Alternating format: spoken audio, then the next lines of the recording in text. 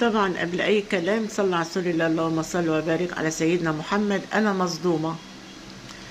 مصدومه ومش عارفه اتصرف. انا ما كنتش اتوقع اللي انا عرفته. انا جوزي بيحب اختي. ايوه، جوزي بيحب اختي، وشفت رسائل وشفت فيديوهات على الموبايل بتاعه. طبعا واجهته، قلت له اللي انا شفته ده صح؟ قال لي اه. قلت له اه ايه؟ قال لي ايوه انا بحبها وهي بتحبني. تعرفين ان اختي متجوزه ومخلفه؟ وقال لي بص بقى، وحصل علاقات بينا وبين بعض وعلى سريرك عشان تبقى عارفه. شوفي بقى انت عايزه تعملي ايه. بتقول انا مش مصدقه جرأته و... واللي قاله. مش عارفه اعمل ايه. اتكلم مع مين؟ اقول لمين؟ اقول لامي يبقى انا فضحتها، اقول لابويا هيموتها، اقول لجوزها هيطلقها. انا معايا الدليل ومعايا صور ومعايا فيديوهات ليها. لا، والاغرب من كده ان هي بتكلمني عادي، مفيش اي حاجه، زي ما يكون انا مانيش اختها. بدات ابص لها كده من فوق لتحت، عايزه اقوم اولع فيها. خايفه اقول لها بكل بجاحه تعمل زي ما عمل جوزي ويقول لي اه. شوف انت بقى عايزه تعملي ايه. يا نهاري. بتقول انا في كارثه، مش عارفه اتصرف ازاي. بجد بجد والله انا ما عارفه اقول ايه. هقولك اتكلمي مع اختك، اتكلمي مع اختك وهزقيها وامسكي الاثباتات اللي عندك دي وهدديها، وقولي لها لو انت ما بعدتيش عن جوزي انا هفضحك.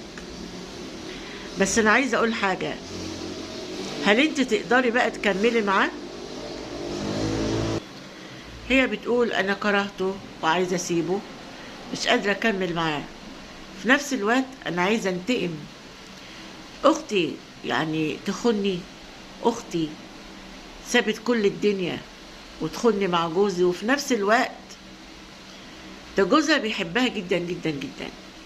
يعني بتخون جوزها؟ ده جوزها ده راجل طيب جدا وراجل محترم، وده اب ليا مش جوز اخت، وكلنا بنعزه له وضعه وتقديره ومقامه في وسطنا.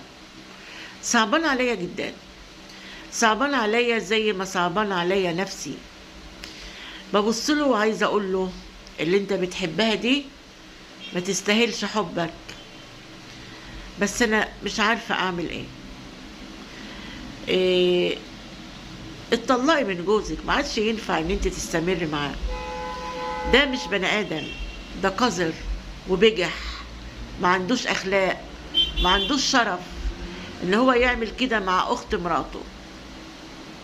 ومعترف وجريء وعينه واسعه ومش بيهمه حد.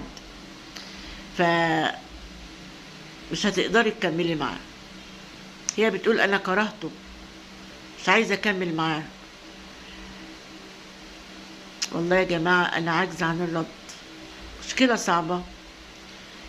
مش هتعرف تتكلم مع حد. هي بتقول انا بعت المشكله لان مانيش قادره افتح قلبي لحد.